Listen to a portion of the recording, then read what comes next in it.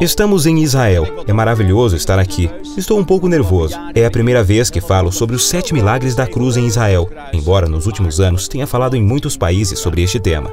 Hoje iremos a Jerusalém. Procurar os 7 locais onde Jesus sangrou, para tentarmos descobrir o que isso significa para nós nos dias de hoje.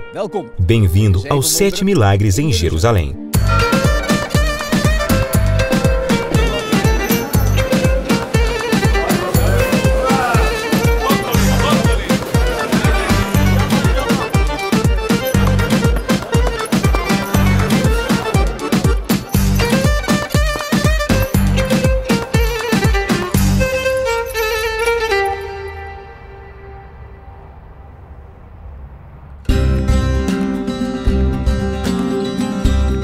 Jerusalém, a antiga cidade-templo dos reis Davi e Salomão, é hoje uma cidade moderna com mais de 760 mil habitantes, dos quais 520 mil são judeus, 240 mil muçulmanos e cerca de 16 mil cristãos. A história de Jerusalém é como que sussurrada pelo vento e também visível na antiga cidade, onde cada pedra tem sua própria história para contar. Esta é Jerusalém, a capital de Israel. É a única cidade no mundo que tem 70 nomes diferentes, cada um expressando amor incondicional. Ela é chamada de o centro do mundo em mapas antigos e até hoje é venerada como uma jovem noiva. Jerusalém é uma cidade com uma história rica e apaixonante e um dos lugares mais importantes para judeus, cristãos e muçulmanos. O que dá a ela uma combinação especial de culturas, pessoas e cores. Vemos isso claramente aqui no Museu de Israel. Os pergaminhos do Mar Morto, mundialmente famosos, são alguns dos muitos objetos expostos aqui. Também existe um modelo de Jerusalém, uma maquete em tamanho grande, de como a cidade parecia no tempo de Jesus. A construção do modelo da antiga Jerusalém foi supervisionada pelo professor Avi Yonah, da Universidade Hebraica, que baseou a sua construção em informações que ele encontrou nos escritos de Flávio Joséfo, um historiador judeu romano que viveu no 1º século, bem como no Novo Testamento e em fontes judaicas como a Mishnah e Talmud. A parte mais impressionante desta obra é, obviamente, o modelo do segundo templo, que foi erguido pelo rei Herodes, o que foi construído com 3 tipos diferentes de mármore. Mas por que estamos aqui? Se quisermos entender as 7 vezes em que Jesus verteu sangue por nós, devemos primeiro aprofundar nosso conhecimento sobre o que aconteceu no templo no Yom Kippur, o grande dia da expiação. Este dia da expiação era o único dia no ano em que o sumo sacerdote, vestido de linho fino, tinha autorização para entrar no Santo dos Santos, no templo, levando o sangue do animal do sacrifício. Ele deveria aspergir o sangue 7 vezes sobre a tampa dourada da Arca da Aliança, que ficava no Santo dos Santos, e depois no chão, em frente à arca. Aspergir o sangue na tampa dourada da Arca da Aliança era um sinal para o céu de que o sacrifício anual pela expiação havia sido feito.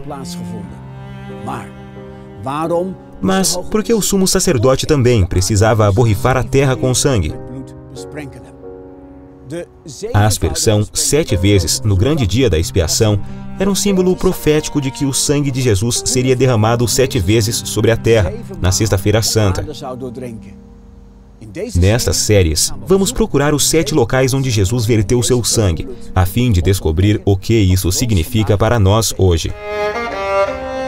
Não será fácil encontrar os locais onde Jesus derramou seu sangue por nós.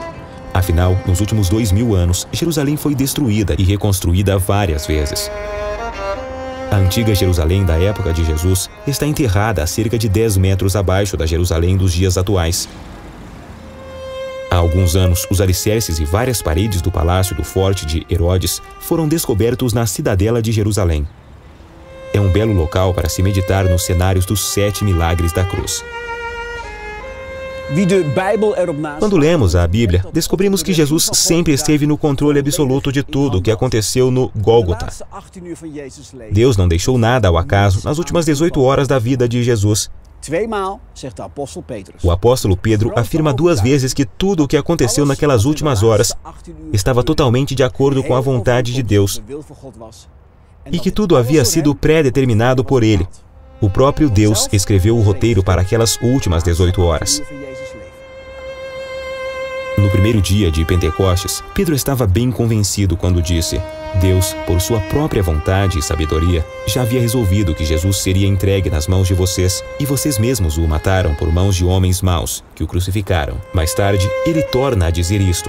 De fato, Herodes e Pôncio Pilatos reuniram-se com os gentios e com os povos de Israel nesta cidade para conspirar contra o teu santo servo Jesus. Fizeram o que o teu poder e a tua vontade haviam decidido de antemão que acontecesse. Pedro e os apóstolos viram a mão de Deus agindo nas últimas 18 horas da vida de Jesus. Deus não deixou nada ao acaso no momento mais crucial da história mundial.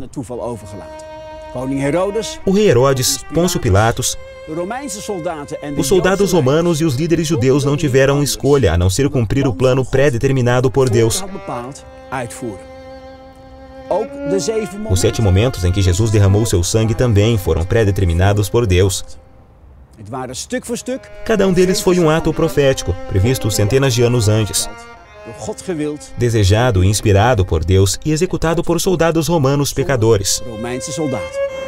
Estou a caminho do Jardim do Getsêmani, onde aconteceu a batalha mais dramática da história mundial, o lugar onde o suor de Jesus caiu sobre a terra como gotas de sangue. Eu creio que este lugar é um dos lugares mais impressionantes de Jerusalém. O topo do Monte das Oliveiras, onde estamos agora, é cerca de 60 metros mais alto que o resto da cidade. A vista para a cidade antiga é fenomenal. Mas creio que o que mais me emociona é o fato de que Jesus passou a última noite antes de sua morte bem aqui neste jardim. Getsêmani significa prensa de azeite, o lugar onde as azeitonas são esmagadas até a casca se romper e o suco avermelhado sair. E foi exatamente isso que aconteceu com Jesus no Jardim do Getsêmani. Foi bem aqui que a batalha mais dramática da história da humanidade aconteceu. Lucas 22 descreve isso assim. Como de costume, Jesus foi para o Monte das Oliveiras e os seus discípulos o seguiram. Chegando ao lugar, ele lhes disse: Orem para que vocês não caiam em tentação. Ele se afastou deles a uma pequena distância, ajoelhou-se e começou a orar. Pai, se queres, afasta de mim este cálice. Contudo, não seja feita a minha vontade, mas a tua. Apareceu então um anjo do céu que o fortalecia. Estando angustiado, ele orou ainda mais intensamente, e o seu suor era como gotas de sangue que caíam no chão.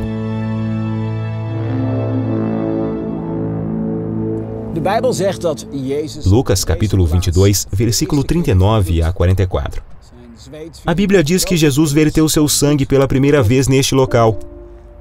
Seu suor caiu ao chão como grandes gotas de sangue. Nós não estamos aqui discutindo se uma pessoa pode ou não realmente suar sangue.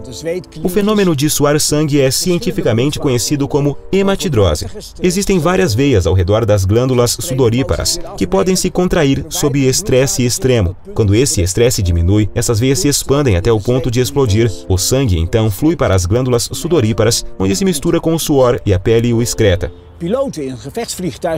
Pilotos de caça às vezes fazem manobras extremas que causam tanta pressão que começam a suar sangue. A questão, então, não é se é possível que Jesus tenha suado sangue. A verdadeira questão é: o que foi tão terrível para Jesus que fez com que ele viesse a suar sangue? Foi aqui no Getsêmani que Jesus suplicou a seu Pai que passasse dele o cálice. O que será que estava naquele cálice que causou em Jesus tamanha aflição? É claro que ele estava angustiado com o pensamento do sofrimento pelo qual estava prestes a passar, mas havia algo que ele temia tanto que o fez suar sangue. Johann Sebastian Bach nos dá a resposta na Paixão de São Mateus. O Salvador cai de joelhos diante de seu Pai. Ele está disposto a beber o cálice amargo da morte, no qual os pecados deste mundo estão derramados e cheiram mal. O cálice que Jesus tanto temia estava cheio dos pecados do mundo inteiro. E Deus pediu a Jesus que bebesse esse cálice em nosso lugar.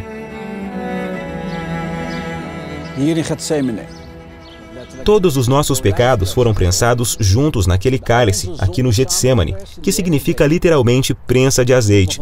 Os pecados do estuprador em série, do desumano ditador Adolf Hitler, por quem 6 milhões de judeus foram pilhados e assassinados, e outros.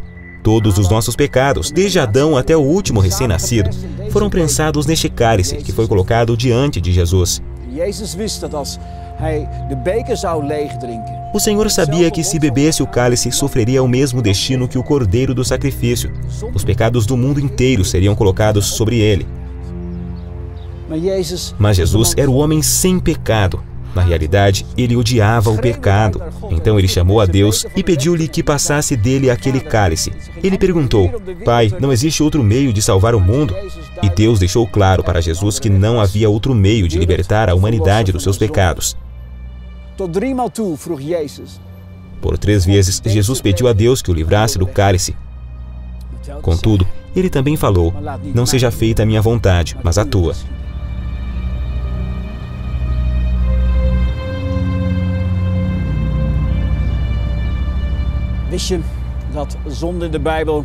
Você sabia que a Bíblia chama o pecado de aguilhão da morte?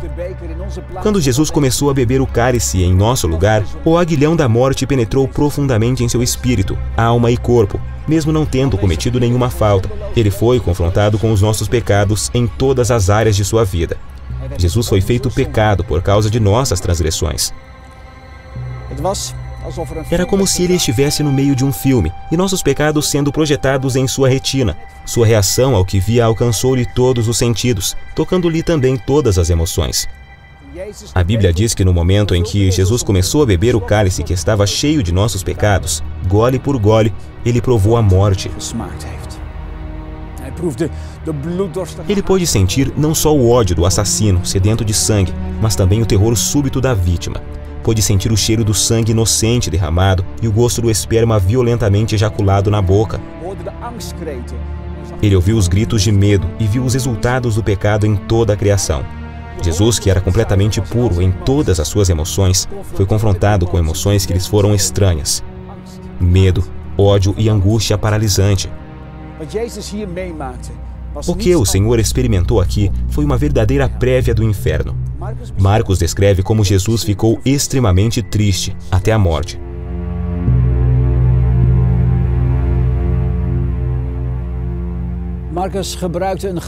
Marcos usou uma palavra grega que significa literalmente o estado lastimável dos ímpios do inferno. Foi isso que Jesus experimentou no jardim do Getsemane. Todos os poderes demoníacos e governantes das trevas atacaram Jesus para ridicularizá-lo, acusá-lo, condená-lo e atormentá-lo. O Getsemane foi uma terrível experiência do inferno para o homem sem pecado. Todas as nossas transgressões foram colocadas juntas naquele cálice que Jesus bebeu por nós.